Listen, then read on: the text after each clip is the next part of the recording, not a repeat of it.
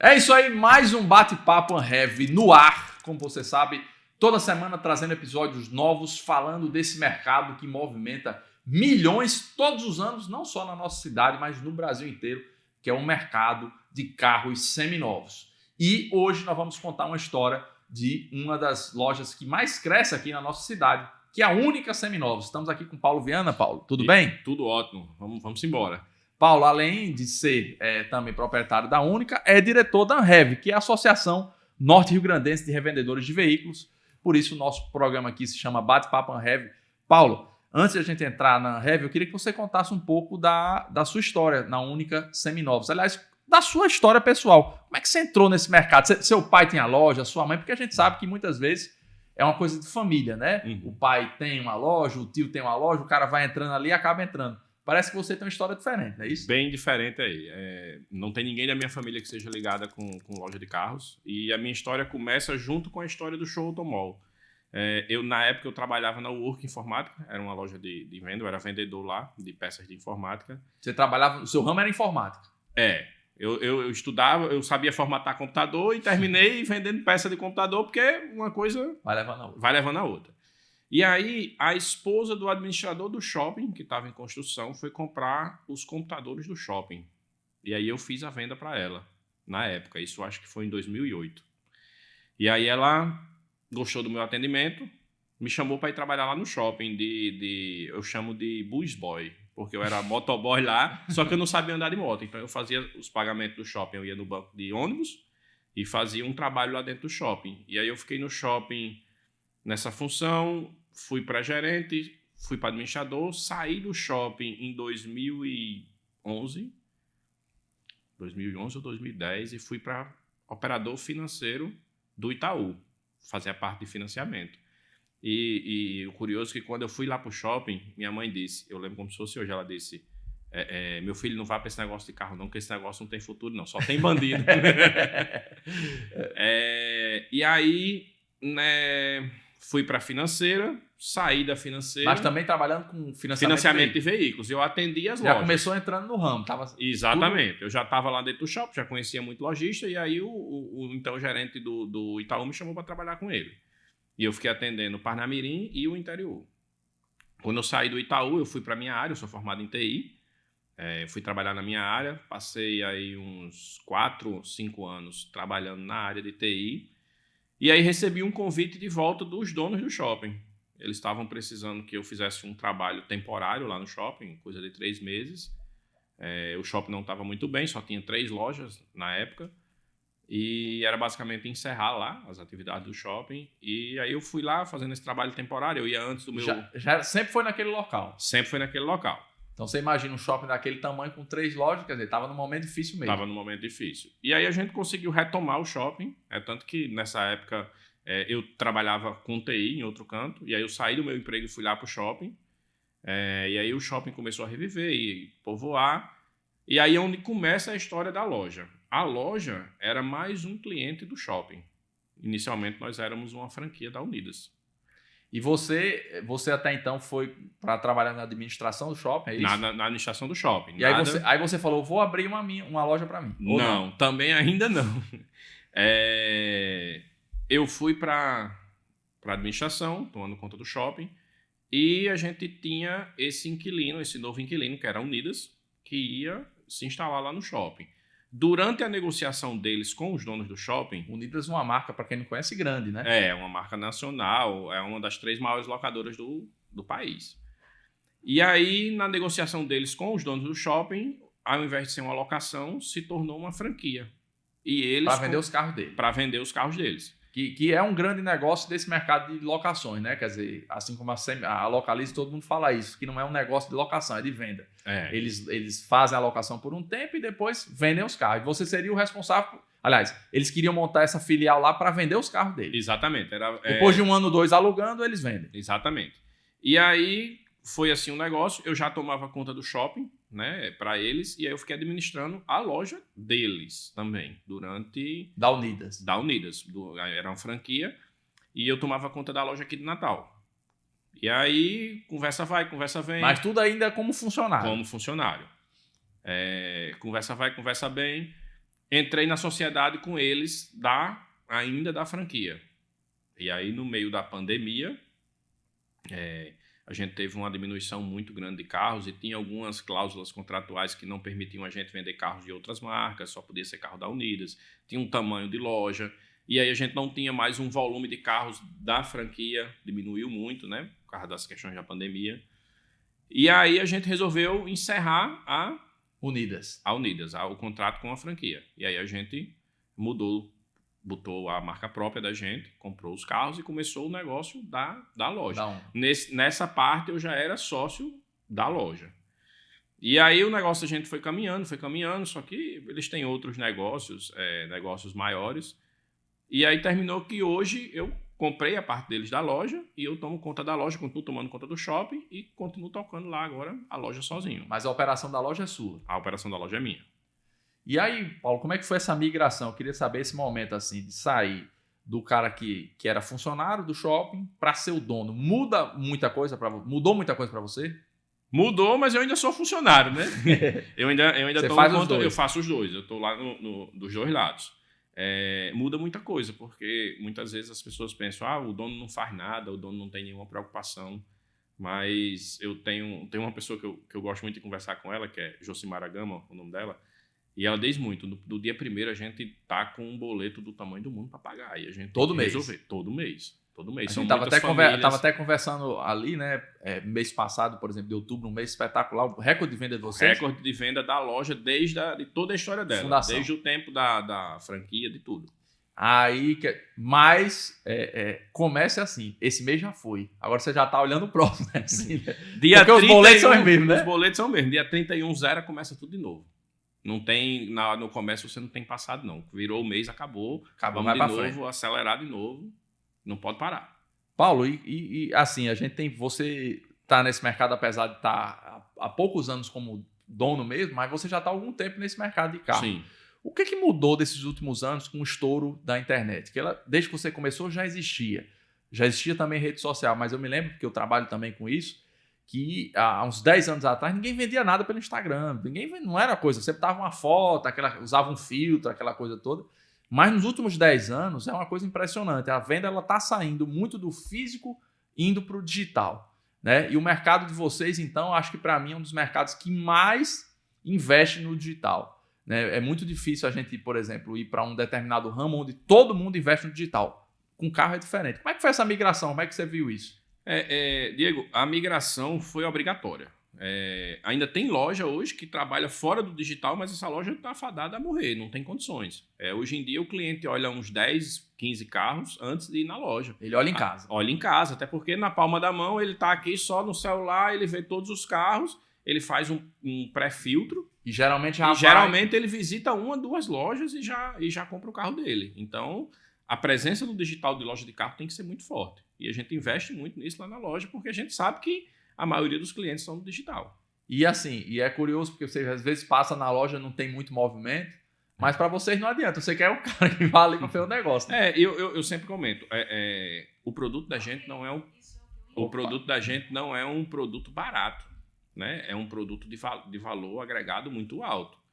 Então, não é como uma padaria que o cliente vai lá e vai comprar todo dia vai lá e vai comprar um pão. O carro R$5 de pão, 10 de pão. O carro é o segundo bem de maior valor que as pessoas compram na vida. Então, geralmente aí a troca de carro é de 2 em 2 anos, 3 em 3 anos, dependendo do poder aquisitivo das pessoas. Tem gente que troca de 10 em 10 anos. Então, não é um canto que você vai ter muito movimento.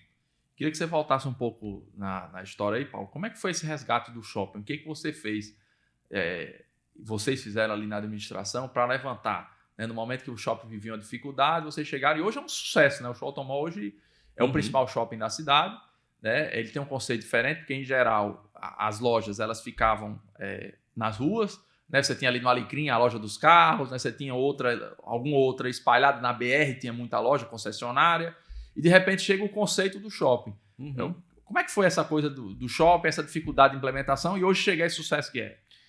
O shopping, eu sempre digo a todo mundo que vai lá, que é muito bom porque você resolve tudo lá. Então, assim, se você quiser comprar um carro, todos os modelos de carro vão ter lá. Então, se você... O camarada quer comprar um Corolla, tem 20 Corolla tem pra ele 20 olhar. Corolla lá. De loja diferente, preço diferente. De loja diferente. diferente, de preço diferente, de negociação diferente. E o melhor, quando ele compra um carro lá no shopping, ele já faz o seguro, ele já financia, ele já faz a vistoria do Detran. Se ele Lá quiser, tem tudo. Lá tem tudo. Se ele quiser botar um acessório, ele já coloca um acessório. Então, para o cliente é muito bom. E tem a questão de, por exemplo, o cliente que está pesquisando um carro. Eu quero olhar um Onix.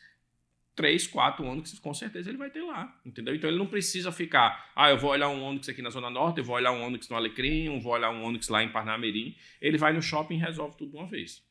E respondendo a segunda pergunta, eu acho que foi muito uma atitude de mudança na gestão do shopping, na cabeça, e tocar o negócio como ele deve ser tocado, com gosto de dono, com ver aquilo ali como um negócio que fomenta muita coisa. Lá no shopping hoje a gente deve ter umas 200 famílias diretamente ligadas ao shopping, isso sem ser funcionário só do shopping, mas das lojas que estão ali. Então é muita gente que sobrevive, que trabalha, que tira o seu sustento. E lá tem muita história bacana, tem muita gente que começou lá como lavador de loja, que hoje tem sua loja. Tem gente que está lá... Tem gente que está lá há quase 20 anos. Tem gente que quando eu saí a primeira vez e voltei, já estava lá e ainda continua lá. Então, assim, isso mostra que é um empreendimento que é um sucesso na cidade. Exatamente, né? É um sucesso. E eu queria que você falasse da questão outra que a gente sempre fala com o pessoal de loja de carro, a questão da mudança na pandemia. Houve mudança nessa coisa do consumo, que a gente vê que todos os ramos, o pessoal foi muito mais para o digital depois da pandemia. Você percebeu isso também? Com certeza. Quando teve o lockdown, fechou muita loja, não sei o quê. As contas, a maioria delas não pararam. E existem muitos compromissos. Então, Mas lojas... o pessoal disse que de carro vendeu bem, né? Vendeu. Mas assim, no início todo mundo estava com medo. Ninguém sabia como é que ia ser. Tem história de gente que vendeu todo o seu estoque a preço de custo e depois, como o carro subiu, perdeu muita grana com isso, porque não conseguiu recomprar. No desespero ali. No desespero, antes de saber o que ia acontecer, foi lá, vendeu todo o estoque e depois o carro subiu muito de valor, né, por causa da falta dos componentes, e aí não conseguiu nem recomprar os carros que ele tinha vendido. Na pandemia, quem ainda não acreditava no digital, mesmo sem acreditar, teve que ir para o digital. E hoje porque não existia outra forma. É impressionante como o pessoal do carro, todo mundo está no digital. Todo mundo está no digital. E às vezes, o que eu acho legal é isso. Tem gente que contrata uma empresa, tem gente que tem uma grande estrutura, mas tem gente que vai fazendo do jeito que consegue. Pega um celular e vai fazendo, né? Vai fazendo do jeito que dá. Porque tem que fazer. Então não tem outra opção, Diego. Não tem que fazer, né? Tem que estar dentro. Paulo, eu queria falar uma questão também mais pessoal. Você disse aí, quando você foi para o mercado de carro, sua mãe lhe deu um conceito. E havia muito preconceito, acho que ainda há muito preconceito com a questão do mercado automotivo. Por que isso acontecia? Diego... E acontece ainda. E acontece ainda. E isso é uma das coisas que eu prezo muito lá na loja. Quando eu quis entrar nesse ramo de loja, eu quis fazer algo diferente. É um dos lemas da loja da gente, a gente precisa ganhar dinheiro. Mas para ganhar dinheiro a gente não precisa enganar ninguém, a gente não precisa fazer nada de errado. E antigamente a fama de lojista de carro de seminovo é que era tudo enrolão, que era tudo bandido. A gente mudava a quilometragem de carro. Mudava, exatamente. A gente precisa comprar um carro mais barato e vender ele mais caro. Isso não tem como não ser, porque a gente precisa oferecer lucro na operação, precisa pagar a conta. Você ganha na compra, né? Você tem que comprar um carro mais barato e vender mais caro. Não tem outra matemática. Mas para a gente fazer isso, a gente não precisa enganar ninguém. Entendeu? Então é uma coisa que eu sempre falo lá na loja. A gente tem que tentar mudar isso e é um trabalho que a gente tem feito também na associação, de tentar mudar esse estigma do lojista de carro seminovo. E eu posso falar o seguinte, foi uma experiência, na primeira vez que eu estive lá na Única, o gerente, o Fernando, né? E aí tinha uma Land Rover lá muito bonita e tal. Aí eu falei, Fernando, carro bonito, não sei o que e tal. Ele falou, rapaz, agora esse é um carro de manutenção alta e não sei. Ou seja, ele não teve aquele papo tradicional de vendedor de empurrar, né? Porque muitas vezes o vendedor ele na ânsia de vender, leva, ele é muito bom e não sei o que e tal, lá vai e fala, ó, é um carrão, é muito legal, mas ó, tem que ter cuidado que a manutenção é alta aqui, isso e aquilo e tal, lá vai. Quer dizer, vocês trabalham sempre nesse nível, né? A gente trabalha sempre assim, Diego, porque assim, a gente não pensa em vender só um carro para a mesma pessoa. Dando um númerozinho da loja da gente do ano passado, 40% das vendas da gente do ano passado foram de clientes que já eram da loja. Então, a gente não quer vender só um carro. Eu tenho um cliente que eu já vendi acho que uns 15 carros para ele, para a família, para o filho, para a filha. Vai indicando, entendeu? Então, assim, quando um negócio é bem feito, quando um negócio é feito com confiança, você vende mais de uma vez para a mesma pessoa. Então, não precisa dizer que um carro é bom sem que ele não seja. Não precisa empurrar uma venda goela abaixo que o cliente não seja o que ele está precisando. E como funciona essa questão assim de você fazer a equipe ter esse pensamento, todo mundo entender isso? Você eu vejo que você está sempre todo dia lá, você está muito Sim. presente. Você conversa isso com os vendedores, né? Porque às vezes a gente entende também o lado do vendedor, quando ele está para bater a meta, vendeu pouco naquele mês, né? Que a gente sabe que o vendedor de carro ele vive de comissão. Isso. Né? Então, como passar isso para o seu vendedor? Eu acho que assim, a primeira coisa é alinhamento. Quando o vendedor ele não está, o vendedor não, o colaborador em geral, quando ele não está junto com a cultura da empresa, ele nem se adequa à empresa, ele mesmo sai. Não dá certo. Não dá certo, porque assim... Se chegar aquele malandrão lá, ele não vai conseguir se adaptar à cultura da gente que não é trabalhar dessa forma. Então, eu acho que já tem um filtro muito grande aí. Um segundo filtro é que eu prezo muito por formar pessoas. Perco muitas pessoas para o mercado, porque depois que eu formo, que a pessoa está pronta, vem outro e assedia e leva. Mas a gente preza muito por formar. Eu geralmente não contrato ninguém que seja do ramo. Eu contrato pessoas meio que verdes para poder fazer, e aí eu faço ela de acordo com a cultura da empresa. Então isso aí para mim fica mais fácil. Você vai trabalhando ele ali dentro. Eu vou moldando ele ali dentro. Ele demora um tempo maior para maturar, mas em compensação ele matura de acordo com a cultura da empresa. Vendedor bom, Paulo, é o vendedor que pensa em comissão, não pensa em salário? É o vendedor que pensa em comissão. Ele tem que ter, eu não diria, não sei hoje se a um vendedor certa bom seria seu, ganância. hoje um vendedor bom seu, quanto representa a comissão, quanto representa o salário para ele, assim, no fim do mês? 80% é comissão. É comissão. E tem que ser. Então, o cara começar o mês já... Tem que começar devendo. Eu não começo devendo todo mês. Então, assim, eu também... A loja também vive de comissão. Então, eu começo devendo e eu tenho que ter a gana de conseguir fazer o mês. Então, o vendedor tem que ter esse perfil. Se for o cara meio... não, tô querendo só aqui um salário, não sei o quê. Aí não serve. Não serve pra esse ramo. Não serve, né? Acaba que ele é engolido lá dentro. Né? Não só na sua loja, mas em todo o ramo, né? Em todo o ramo. Em todo tipo de venda, ele vai ser engolido. Entendi. Paulo, a gente vê que hoje, com o avanço das leis, principalmente a lei do consumidor, o mercado de seminovos, ele criou várias regras, né? Principalmente a regra da garantia, que eu acho que hoje é a principal, e essa consciência do consumidor, porque antes você comprava um carro usado, aí a sorte era sua, né? Mas hoje existe uma série de regras, leis, inclusive vigentes no contrato, né? Quando você recebe o contrato, está lá, tem que ser explícito, que ele tem 90 dias, por exemplo, para problemas de caixa de marcha, de motor e aquela coisa toda. E aí acaba que... como é que você consegue se prevenir desse tipo de prejuízo, né? Porque a gente sabe que pode vir a ocorrer. Quer dizer, carro semi-novo já está dizendo. A gente não sabe quem estava dirigindo o carro, apesar que sempre tem aquele papo, não é o único dono, era de uma médica. Sempre tem essa conversa, alguma turma tenta emplacar. Qual cuidado você, como dono de loja, tem que ter para que ele realmente você se previna disso? Como você falou anteriormente, o segredo está na compra.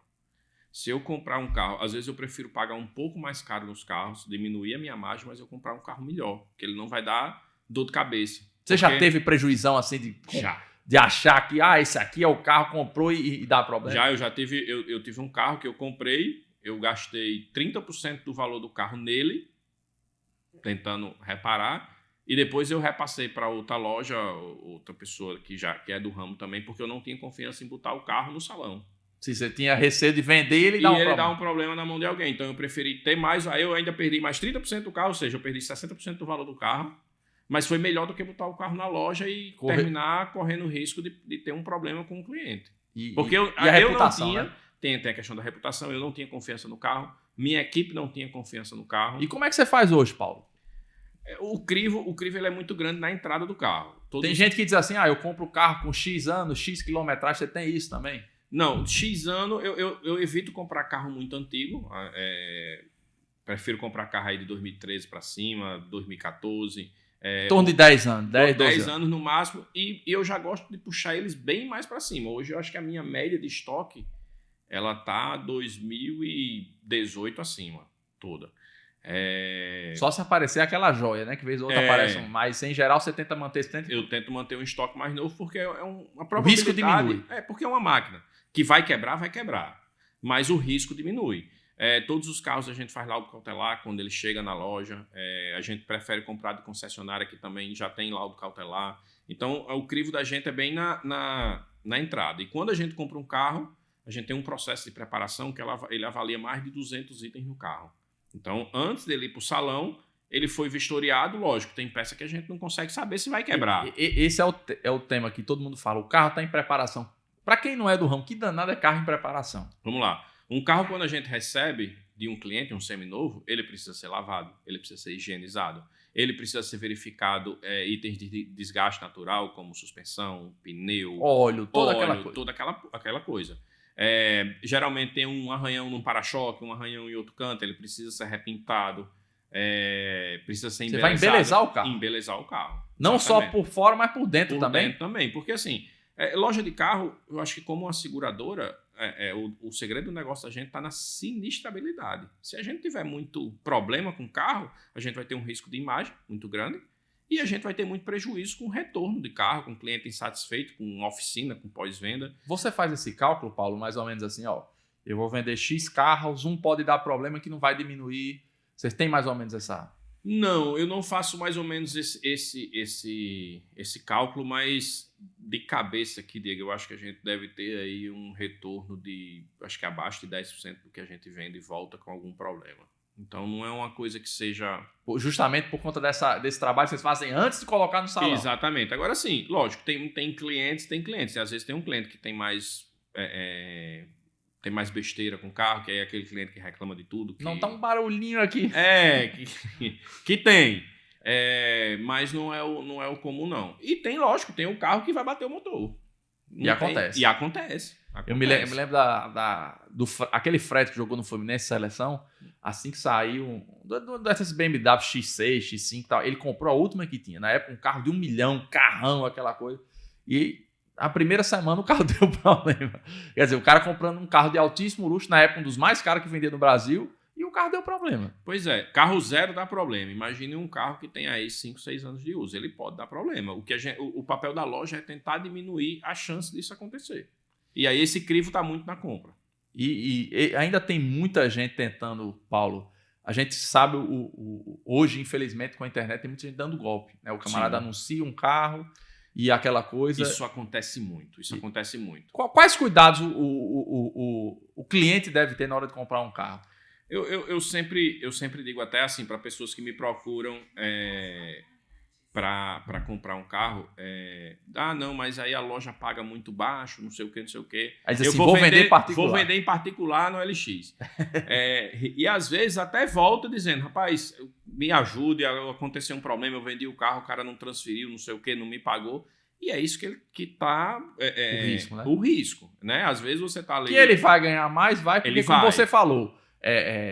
a loja é um comércio, ele tem que ganhar. Então, eu tenho um custo de funcionário. Se o carro vale no mercado 100, você não pode comprar pelos 100. Não pode comprar pelos 100. Eu tenho um custo de loja, eu tenho imposto, eu tenho funcionário, eu tenho tudo. Mas quer dizer, para quem está vendendo, na hora que você vende numa loja, o risco diminui. E se você tiver alguma questão, você tem a quem se apegar. Você tem um CNPJ ali por trás, uma estrutura que você pode eventualmente acionar a justiça, entendeu? Então, assim, para discutir alguma questão, então você tem onde se apegar. Então, às vezes é um barato que sai caro. Às vezes o cara deixa de entregar um carro numa loja, um carro de R$1.000, R$2.000, vai lá e leva um golpe numa plataforma dessa qualquer e perde o carro. A gente cai em golpe, entendeu? Então, o dono de loja também. Dono de loja cai em golpe, como é que... Eu vi um camarada contando justamente essa história, que o carro estava ok, ele olhou os documentos, não tinha nada e tudo, mas só que o outro vendedor, o anterior, respondia um processo e eles foram atrás e busca e apreensão e foi parar em delegacia. É uma loucura, né? Exatamente. E assim, Depois que acontece, para desfazer, é difícil. É um nó. É um nó. A gente até teve um amigo em comum que foi comprar um carro de particular, e aí ele pediu minha ajuda. A gente levou o carro lá na loja, e no meio da negociação descobriu que o carro era que chama no mercado de cabrito, que é um carro que foi montado em cima de um que foi roubado. A pessoa que estava vendendo o carro não sabia, porque não teve esse cuidado na hora de comprar, e ele até foi acionado. Ou seja, o erro não era do vendedor, ele não sabia. Ele foi comprado e na cabeça dele estava tudo certo. Estava tudo certo. E quando foi feito, foi até no laudo cautelar que descobriu, foi visto que era um carro montado em cima de outro. E aí era o chassi de um carro com a carroceria de outro. Exatamente. Rapaz, e explica o que o pessoal que está assistindo de repente tem aquela dúvida, rapaz, o que eu devo fazer na hora de comprar o carro? O que ele tem que olhar para que ele não caia nesse tipo de golpe? Primeira coisa é pedir um laudo cautelar. Eu não compro nenhum carro lá para a loja sem laudo cautelar. O que é laudo cautelar, Paulo? Laudo cautelar, vamos lá, são empresas especializadas nisso. São empresas terceirizadas, ela não tem nada a ver com a loja. Então, nem com shopping, nem nada. Nem com shopping, nem nada. A gente tem uma empresa lá que faz vistoria cautelar, mas ela não tem nenhuma CNPJ ligação. Independente. É um serviço independente. E ele vai verificar toda a questão documental e estrutural do carro. Vai puxar o carro todo. Ele vai puxar todo, ele vai ver quantos donos o carro teve, ele vai ver se tem algum marcação de leilão, se o de chassi está sinistro, batendo. se o chassi está batendo. Vai verificar marcações de fábrica no carro para ver se o carro não foi adulterado. Então, a primeira coisa que eu diria, vai comprar um carro, peço laudo cautelar. Ah, não, mas é R$300. Você está comprando um bem de 50, 60, vale a pena, né, Paulo? Vale a pena, é de graça. É de graça. Você evita um risco grande. Evita um risco grande. E assim, aí puxando para o seu lado, defendendo o seu lado, é muito melhor comprar na loja do que de um particular? Muito melhor. Porque assim, primeiro, garantia. Eu sou obrigado a lhe dar garantia, mesmo que eu não queira. Lembrando que, por exemplo, se eu estou vendendo um carro, Paulo compra, CPF com CPF, não tem garantia, não é isso, Paulo? Não tem, assim, segundo o Código do Consumidor, tem que dar garantia, né? Só que existe uma frase que não existe bom pagador sem dinheiro. Se eu comprei um carro a você e você não tem dinheiro para arcar com a garantia, o que é que você vai fazer? Infelizmente não tem o que fazer. Você vai entrar numa briga judicial, mas não resolve. A loja é obrigada a lhe dar garantia. Então, pelo prazo legal... E se a justiça lhe conceder, por exemplo, a vitória, o camarada tem patrimônio para vender porque tem um carro. Exatamente. A justiça pode determinar a busca de um carro, alguma coisa, mas o particular, de repente, o cara não tem nada. De repente ele não tem nada. De repente aquele carro nem no nome dele. Aí a pessoa ganha na justiça, mas não tem o que ir. Ganha, mas não leva. Então, geralmente, quando se tem... E muitas vezes a pessoa no particular não quer dar nem garantia. E às vezes, assim, já vem um carro com algum problemazinho besta, essa parte que a gente faz de preparação, que o particular não vai fazer, ele vai vender o carro do jeito que está. Então ele já pega um carro com algum problema, algum serviço para fazer. E então, fica mais difícil reclamar, né? Exatamente. E muitas vezes também a questão do particular é que, assim, ele não tem como financiar um carro, porque as lojas são correspondentes bancários. Então, o particular ele não tem como financiar o carro. Muitas vezes não quer receber um carro em troca. É mais complexo. É mais complexo. E, Paulo, me diga uma coisa. Como é que funciona a questão da consignação? Quer dizer, para você, enquanto dono de loja, você acha mais vantagem ter uma frota própria? Tem muita gente que gosta de trabalhar com a frota 100% própria. Tem gente que já prefere, eu já vi na internet um camarada falando que ele prefere 100% consignado. Tem gente que adota a mista, né? O que é o consignado? Eu tenho um carro, vou lá, entrego para você vender, a gente acerta uma comissão e você... É basicamente isso. O carro não passa para o seu nome. Não passa para o meu nome. Ele fica agenciado na loja, ele fica consignado, ele fica esperando... Existe um padrão de comissão? Como é que funciona? Não existe padrão de comissão. É um acerto ali, você... É um acerto entre as lojas. O camarada disse, eu quero 90 mil nesse carro. Então você vendeu por 100, aí o resto é seu. A grande diferença é o tempo que você pode esperar. Por exemplo, você está vendendo seu carro, você não tem pressa. Então, no agenciamento, você vai ganhar mais. Por quê? Porque eu não preciso empregar dinheiro no seu carro. O dinheiro ele tem um custo. Então, eu não vou comprar seu carro. Então, eu não empreguei dinheiro você não tirou nada do bolso. Eu vou fazer só um trabalho de venda do seu carro, porque a loja é profissional em vender o carro. Então, aí você vai ganhar mais. Ah, não, Paulo, eu preciso vender meu carro para ontem, eu estou precisando do dinheiro. Aí a loja vai comprar. E aí é um valor menor. Entendi. Porque o camarada tem pressa. Exatamente. Aí o que você acha? Você prefere a frota mista, consignada? Eu prefiro a frota mista. Eu não trabalho muito. É um erro ainda meu. Eu ainda não investi muito tempo nisso. Mas eu não trabalho muito bem a consignação. O bom da consignação é porque você trabalha com o dinheiro dos outros. Então, assim, por exemplo, se virar o ano, a gente está chegando, a gente está em novembro. Quando vira o ano, imagine, 40 carros para pagar IPVA. Então, eu viro 40 IPVAs em aberto. Você tem que pagar. Eu tenho que pagar. Então, quando você está com o carro consignado, quem vai ter que pagar o IPVA do carro é o consignante, é o dono do carro. Então, a despesa não tem. A despesa não tem. Digamos que hoje você tem um carro de 100 mil, amanhã, por algum motivo, esse carro desvalorizou, ele está valendo 80. Quem perdeu 20 foi o consignante. Então, você trabalha com o dinheiro dos outros. O seu risco é menor. Entendi. Mas o lucro para o dono da loja, no fim das contas, é melhor comprar o carro ou consignar o carro? Diego, dependendo da operação é a mesma coisa. Dependendo da operação é a mesma coisa. No fim das contas, né? No fim das contas, Tem operação que é melhor comprando, vendendo. Eu acho que balanceando vai dar praticamente a mesma coisa. Então você acha que o ideal é ter um misto aí de frotas próprias, que acaba sendo um patrimônio também da empresa, não é isso? Exatamente. Está lá, consignado ele não tem. Ativo, exatamente. Consignado não tem. E às vezes você tem um probleminha com o cliente, que às vezes ele não entende do mercado, ele não entende a questão da garantia, que muitas vezes fica a cargo do consignante. Eu pego seu carro, se eu vendo, se seu carro der algum problema, a despesa é sua. Eu vou fazer o intermédio para resolver o problema do cliente final. Sim. Então, às vezes você quebrou a caixa de marcha, de quem estava lá com o carro.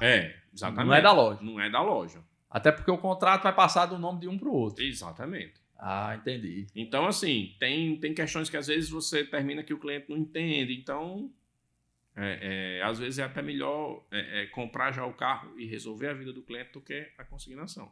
Mas para quem tem tempo para esperar, é melhor deixar o carro consignado, que você vai ganhar mais. E assim, Paulo, você acredita em estoque grande, estoque pequeno? O que você acha que é um estoque ideal hoje para um lojista? Um estoque ideal, eu acho que hoje para o lojista é um estoque, vai ficar ruim essa frase, mas é um estoque dentro da realidade do lojista. Não adianta você... De cada um. Não adianta você ter uma loja inchada, você cheio de dívida, de carro financiado e não sei o quê, e não ter o pezinho no chão. Tem muitas empresas que são alavancadas, né? Quer Exatamente. Dizer, o camarada vai no banco, ele pega ali uma grana, ele compra carro, porque a gente sabe que com dinheiro você faz dinheiro, né? Quer dizer... vai lá naquele cara que ele compra o carro. Mas também você já começa o mês com uma dívida imensa, né? E aí se você... Porque assim, o ramo de carro, o dinheiro circulante é muito alto. E às vezes tem muito lojista que não faz conta. E aí é onde está o problema. Porque você tem muita conta para pagar, você não está fazendo ali a gestão do que realmente é lucro e termina você se embananando. Quando você vê, você não tem mais nada. Você acha que falta essa qualificação para muitos lojistas? E isso acaba levando à falência de muita loja? Porque assim, do jeito que tem a Única, que é uma loja que vem se consolidando, e várias outras que já estão aí há tantos tempos, você também vê toda esquina abre uma loja, fecha uma loja, abre e fecha. É essa a questão da falta de orientação na parte de gestão, Paulo? Demais. Às vezes o cara é um bom vendedor, mas ele não sabe gerir, é isso? Às vezes ele é um bom vendedor, ele não sabe gerir, e aí ele termina perdendo tudo por causa disso. Porque uma frase que a gente sempre diz apurado não é lucro. Às vezes o cara vendeu o carro lá de 40 mil, acha que ganhou 40 mil, mas não ganhou. Às vezes ele até perdeu dinheiro nessa operação. E ele não fez essa conta. E aí, assim, mistura muito dinheiro pessoal com dinheiro de loja. Como é que é o formato ideal, Paulo? Por exemplo, eles estão querendo conversar com a gente no telefone. Um dono de loja hoje, que você acha que deve ter? Ele deve ter um plora-bola, ele deve ter um salário. Como é que você acha que é um formato ideal? Tem uma frase de coach dessa aí, que é empresa rica, sócio pobre. Então, como é que eu faço lá na loja? A minha PF é separada da minha PJ. Então, a loja me paga um salário mensal e eu tenho que viver com aquilo. Se a loja ganhou, se a loja perdeu, ela tem que viver com as vendas e as despesas dela. E não misturar as duas coisas. Não é Paulo, no fim do mês, pagar o salário do funcionário. A loja tem que pagar. Exatamente. Da mesma forma que a loja não vai pagar lá a minha despesa de casa. A energia de Paulo. Exatamente. Cada um tem que viver do seu jeito. E muita gente não faz isso. Eu acho que 90% dos lojistas de carro não faz isso. Não faz essa separação. Mas por quê, Paulo? Porque você acha uma cultura do mercado mesmo? Quer dizer, o camarada ele entra porque ele é um bom comerciante, ele às vezes tem uma paixão por carro, sabe vender, mas ele não tem essa visão, né? Eu acho que é muito disso, Diego. E não existe uma formação, não existe Uma faculdade de carro. Até agora existe, então tem um curso, acho que é técnico de lojista, mas não tem muita gente que fez. Então, assim, você não tem uma formação. Muitas vezes é isso. É um vendedor que se deu muito bem e aí ele vira lojista e ele vai fazendo as coisas de todo jeito, todo jeito, todo jeito, todo jeito. E aí não para, muitas vezes, para organizar a sua base.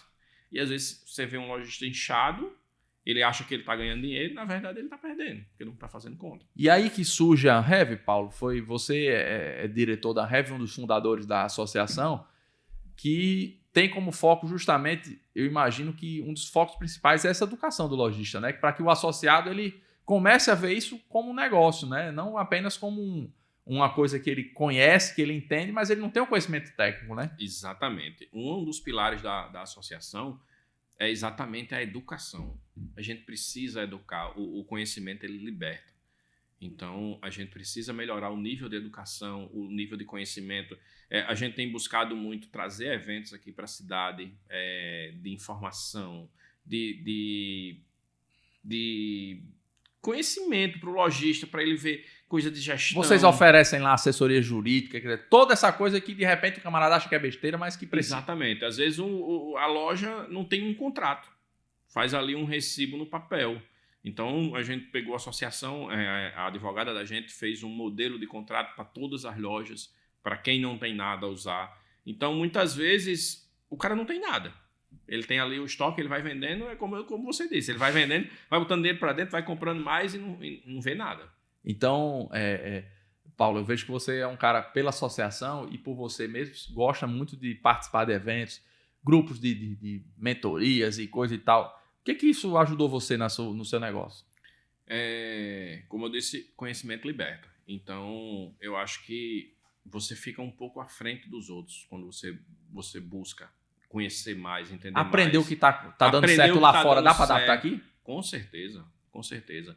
Você já pegou assim, quer dizer, num evento desse, num congresso, numa mentoria dessa, alguma coisa que você via que de repente não existia aqui, você colocou adaptando a sua realidade, deu certo?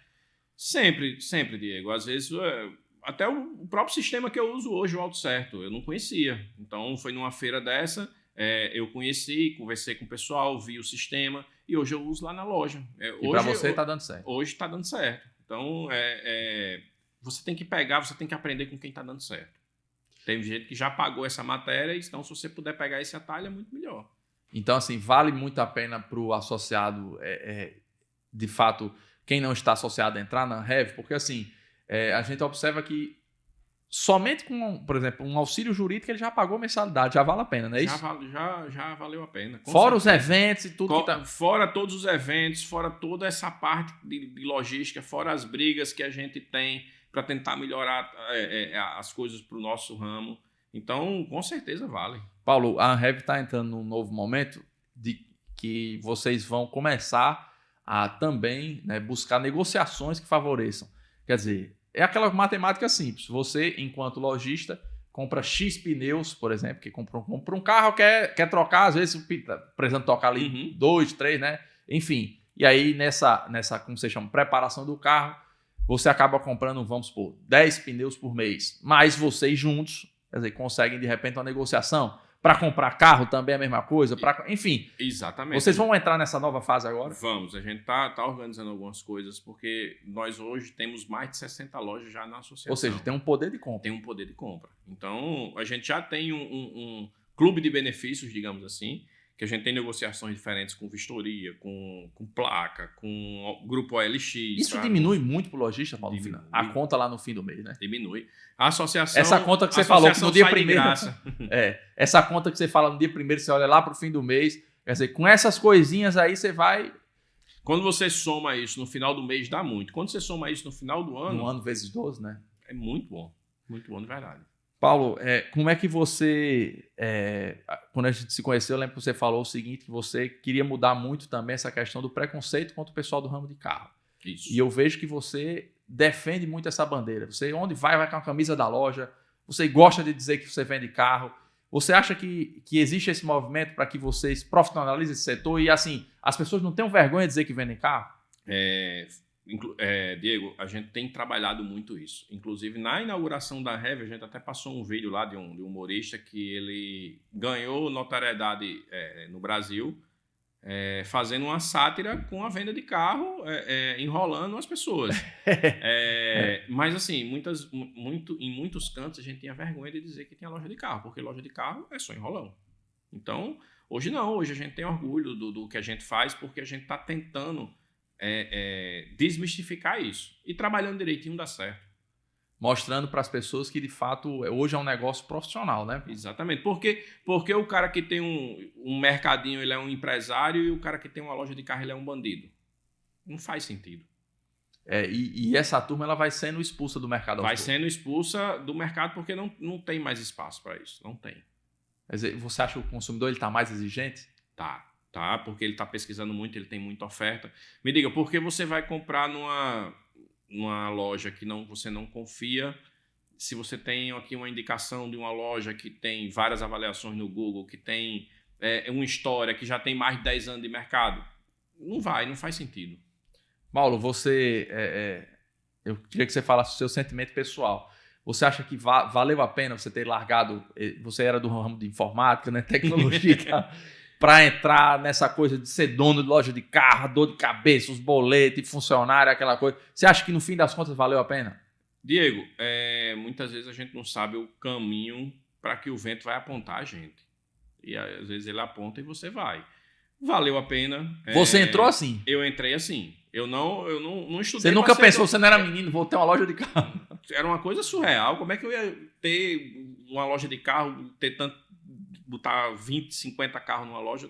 Não era uma coisa que passava na minha cabeça. Mas a coisa foi acontecendo para isso. Me realizo como me realizava trabalhando com TI? Talvez não. Eu gostava muito de... Você gostava, era a área que você estudou? Era a área que eu estudei, a área que eu gostava. Mas hoje a loja me proporciona as coisas que eu gosto também de fazer. Sim. Entendeu? Em termos de remuneração, bem melhor. Ela me dá um retorno financeiro que aí eu posso fazer coisas que eu gosto também. Viajar com minha família. Então, que na outra área era mais difícil. E não que eu não goste. Né? Eu gosto desse calor do atendimento, e você fazer uma venda é muito bacana. Mas trabalhar com TI também é muito bom. Paulo, e assim, o dono da loja, ele nunca deixa de ser um vendedor também? Nunca deixa. Deixa porque assim, tem muitos amigos que só querem comprar carro com você. Que querem. E eu acho engraçado isso. Você é um fim de semana e manda mensagem, lá vai, você mesmo faz a venda. Tem. Porque tem muita gente que, quer dizer, tem um comércio e aí o camarada procura e você assim, vou mandar um gerente falar com você, né? Tem muito disso, né? Vou mandar um funcionário meu ligar. Mas você mesmo vai fazer a venda. Eu vou fazer. Venda de carro é emoção. Então você tem que pegar na hora, você tem que pegar o negócio quente. Se você deixar para depois... E se a pessoa falou comigo, é porque ela quer ser atendida por mim. Então, eu tô lá 24/7, pronto para desenrolar. Então, assim, o dono da loja, ele também tem que entender todo o processo, né? Tem que entender todo o processo. Como é que você vai ensinar alguém o processo se você não entende? Se você não... E assim, imagina um cliente chegar lá, quer dizer, chegar, Paulo, como é que é aqui, e você ficar enrolado? Não pode, né? Não pode. A gente tem que estar por dentro de todo o processo e saber toda a história de tudo. Para poder passar segurança. Como é que eu vou lhe vender um carro que eu não tenho segurança, que eu não sei de onde veio, que eu não sei de onde... Entendeu? Então eu tenho que passar carro, segurança. Né? Exatamente. Não pode gaguejar na hora da... Não pode gaguejar, vou dizer que o carro é de uma médica que só teve um dono. Só teve um dono, exatamente. É isso aí, Paulo. Então, eu queria que você deixasse um recado final aí para o pessoal, falando um pouco da sua história, se valeu a pena, se vale a pena, e o que você recomenda, de repente, alguém que está assistindo o podcast e fala assim, rapaz, acho que eu vou entrar nesse ramo. O que ele tem que fazer? Primeiro, ele tem que... Vamos lá, né? Se você está assistindo e quer entrar numa loja de carro, eu acho que a primeira coisa é você começar pequeno, procurar algum amigo que seja do ramo para você aprender, porque são valores altos investidos, então qualquer coisa que acontecer, você pode perder muito dinheiro. O risco é grande. O risco é grande. Começar devagarinho e aí sentindo e tendo mais segurança para você crescer. Procurar associação, né? Porque lá você já vai estar... A Anhev funciona lá no Show Automol? A sede da Anhev é lá no Show Automol. Então, procurar se associar, procurar já aprender com quem está há mais tempo no ramo. Então o camarada chegou, aí eu tenho 4, 5 carrinhos, quero começar até consignando em outras lojas. Ele vai ter uma orientação lá na Heavy? Vai ter uma orientação, sim. A gente tenta ajudar todo mundo, porque é um mercado que dá para todos. Você não precisa ser inimigo de ninguém para... A gente viu, inclusive, a gente encerrar, mas a gente não falou sobre o feirão. A Heavy fez esse ano o seu primeiro feirão, que foi um estouro, inclusive a única, batendo recorde de vendas lá, mostrando que vocês unidos, todo mundo ganha, todo mundo vendeu. Todo mundo ganha. Eu acho que foi o maior feirão aqui do estado. Eu acho não, tenho certeza. De vendas. De vendas, de estrutura e de resultado. Porque assim, não foi só uma loja que vendeu. Todo mundo vendeu. É uma beleza isso, né? Exatamente. E você via a torcida, rapaz, eu achei bacana isso que eu circulei no feirão, a torcida de um pelo outro. Você chegava, rapaz, tá ali, já vendeu, tá legal, tá todo mundo vendendo. Quer dizer, todo mundo, a turma querendo que todo mundo vendesse. O negócio só é bom quando é bom pra todo mundo. Quer dizer, não adianta você chegar lá no feirão, a única vender e de repente 3, 4 lojas não venderam nada, né? Exatamente. E lá foi um negócio que foi bom pra todo mundo, graças a Deus. É isso aí, um grande abraço. Esse foi Paulo Viana da Única Seminovos. Deixa aí um convite e convida quem quiser ir. Olha, esse cara aqui é vendedor. Viu? Você entrar lá, você vai comprar carro. Quem quiser comprar um carro, pode ir lá que a gente vai com certeza achar o melhor negócio. É isso aí, voltamos na próxima semana com mais um Bate-Papo Heavy.